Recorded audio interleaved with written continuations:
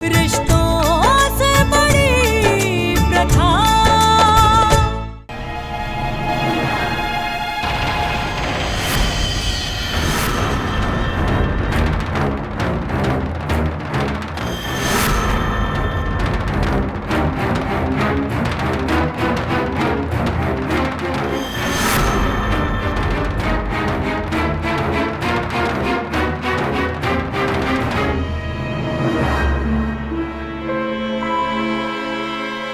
तुम जानते हो अभय कहाँ है? अमरीक, अगर तुम्हें पता है कि अभय और सुरभि कहाँ है, तो किसी भी हालत में उन्हें घर वापस लौटने मत देना। अगर ये दोनों घर वापस लौट आए तो पक्का मारे जाएंगे। अमरीक, पक्का मारे जाएंगे। प्लीज जी जी जी जी दीदी जी, मैं जानता हूँ अभय और सुरभि कहाँ। आप टेंशन मत लीजिए, वो किसी भी हाल में घर वापस लौटेंगे नहीं। दीदी, मुझे आपकी मदद की जरूरत है। दीदी, किसी भी हाल में सुरभि का पासपोर्ट चाहिए। एक बार उनका पासपोर्ट मिल गया ना, एक बार वो लोग इस देश विदेश बाहर निकल गए तो उन्हें कोई पकड़ नहीं पाएगा। नहीं नहीं, ये काम तो बहुत मुश्किल है। अगर किसी को हम पर शक हो गया तो, और हम पासपोर्ट लाएंगे भी तो कैसे? उसके लिए तो हमें ससुराल जाना पड़ेगा। नहीं, हम नहीं ला सकते। दीदी देखिए, सुरभि का पासपोर्ट उन दोनों की जान बचा सकता है। प्लीज दीदी, किसी भी तरह आप सुरभि का पासपोर्ट ले आइए प्लीज प्लीज। हम नहीं जानते कि हम पासपोर्ट ला भी पाएंगे या नहीं, लेकिन हम तुमसे एक वादा करते हैं कि इन दोनों की जान बचाने के लिए हम भरसक कोशिश करेंगे।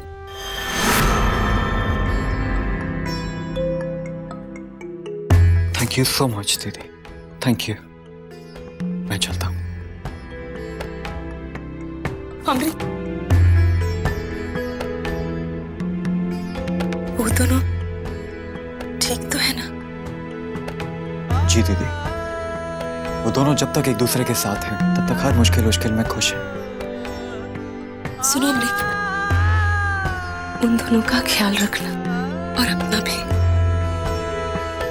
तुम्हारा हम लोगों पर बहुत बड़ा एहसान है, क्योंकि जब घर वाले ही इन दोनों की जान के पीछे पड़े हैं,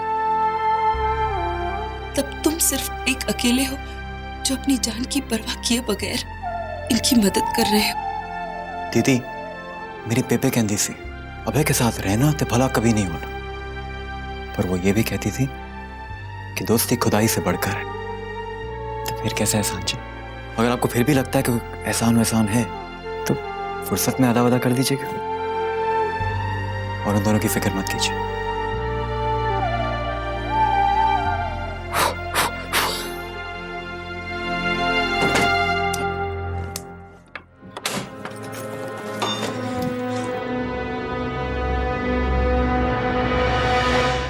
कुछ करना पड़ेगा मोहन, अभय का जल्द से जल्द पता लगाना पड़ेगा।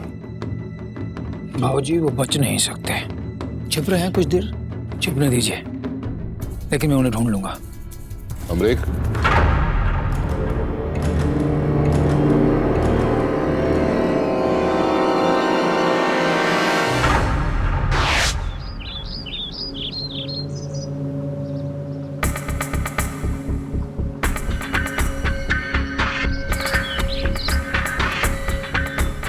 अभय, हाँ? अमृत को आने में इतनी देर क्यों लग रही है? उसे अब तक आ जाना चाहिए था ना? हाँ सुरभि, अब तक आ तो जाना चाहिए था, लेकिन मुझे लगता है कि उसे हमारा पासपोर्ट नहीं मिला होगा। हम एक काम करते हैं, हम थोड़ी देर यहीं रुककर अमरीक का इंतजार करते हैं। लेकिन अभय, हमें नहीं लगता कि हमें यहाँ ज्यादा देर रुकना चाहिए।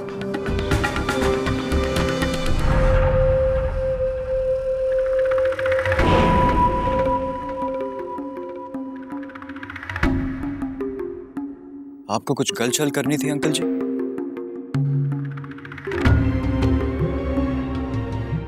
बड़ा अजीब सा नहीं लग रहा?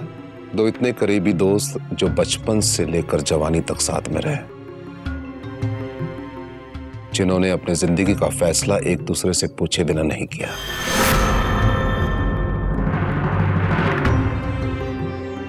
जो कल तक एक दूसरे के गले में बाहें डाले घूम रहे थे, आज उन्हें एक दूसरे के बारे में कोई खबर नहीं। अजीब नहीं लग रहा तुम्हें?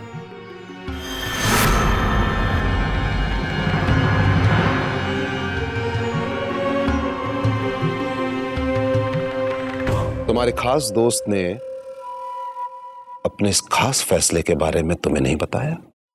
मैं रब दी सौ खा के कहता हूँ, अभय और सुरभि के प्यार के बारे में मैं कुछ नहीं जानता था। अगर मुझे पता होता तो मैं उसे ये प्यार व्यार करने से रोकता। अबे ये प्यार व्यार जो ना, ये बेकार फिसड्डी लोगों का काम है, बच्चों को खेलने का खिलौना। अरे मर्द इसे अपने सीने से लगा के नहीं घूमते हैं।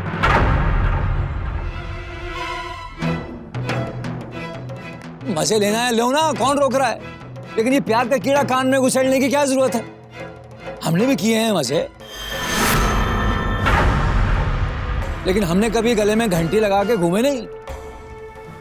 शादी का समय आया तो बिल्कुल अनजान लड़की अपने पूरे परिवार की सहमति से हमने अपनी बिरादरी में उस औरत से शादी कर ली।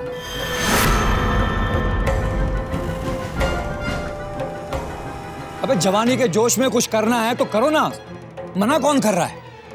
और वैसे भी मर्दों को सब छूट है, कुछ भी कर सकते हैं।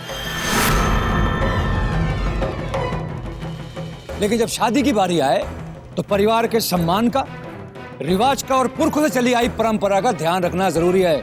और यह हम हरगिज बर्दाश्त नहीं करेंगे कि एक चवन्नी छाप लड़की के लिए कोई परिवार की इज्जत का कबाड़ा पीट दे।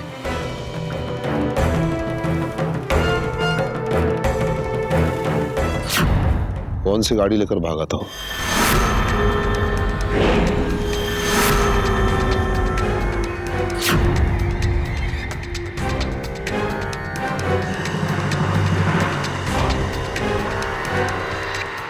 जी मुझे कैसे पता होगा अंकल जी? मैं तो उस वक्त हॉस्पिटल में था ना। तुम तो यहां से पहले ही जा चुके थे। तुम तो शादी के हर कार्यक्रम में थे अमरीक, वो भी अभय के साथ साथ। तो क्या तुम्हारे दोस्त ने तुम्हें इस बात का एहसास नहीं होने दिया कि उसका सुरभि के साथ कोई चक्कर चल रहा है?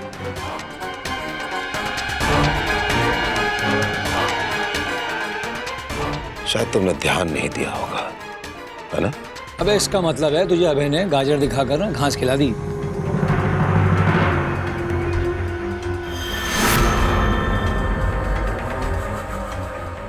मैं चलूं अंकल जी?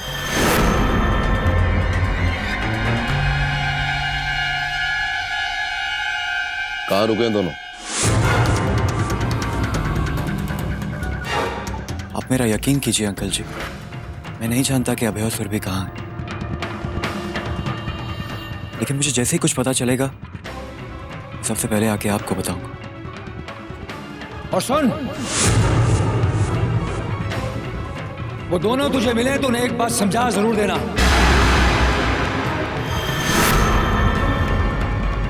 कि उन्होंने जो किया है और वो जो कर रहे हैं उसकी सजा उन्हें जरूर मिलेगी।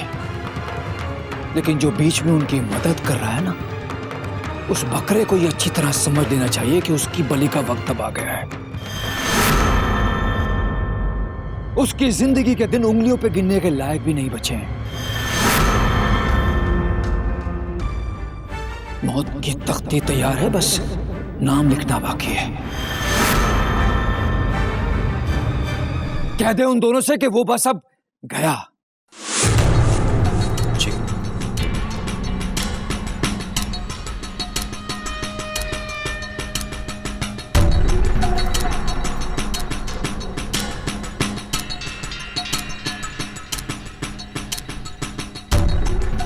भुवन, पीछा करो इसका। इसको पता है कि अभय और सुरभि कहां है।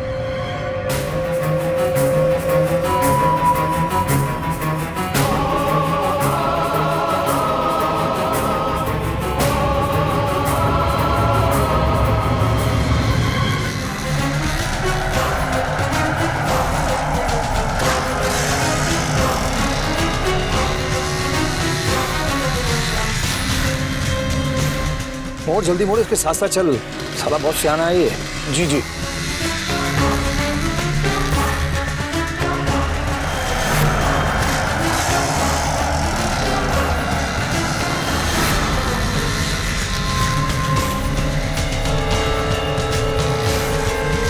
तेज चला अमर। जी भैया। साला आज मुझसे बच नहीं पाएगा, मैं इसको पकड़ ही लूंगा।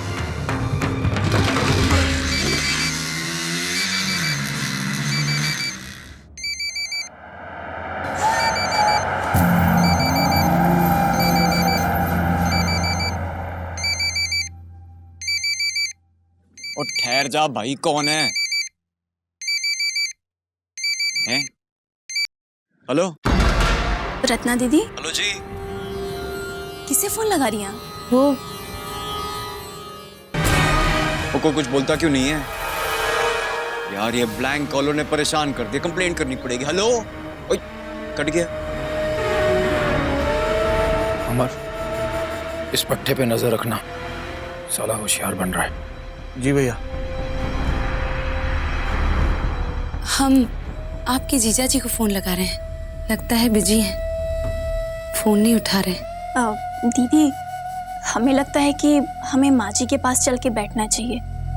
उनकी तबीयत भी नहीं ठीक है और वो बहुत परेशान भी हैं। आप जाओ, हम सम्राट को देख कर आते हैं। ठीक है।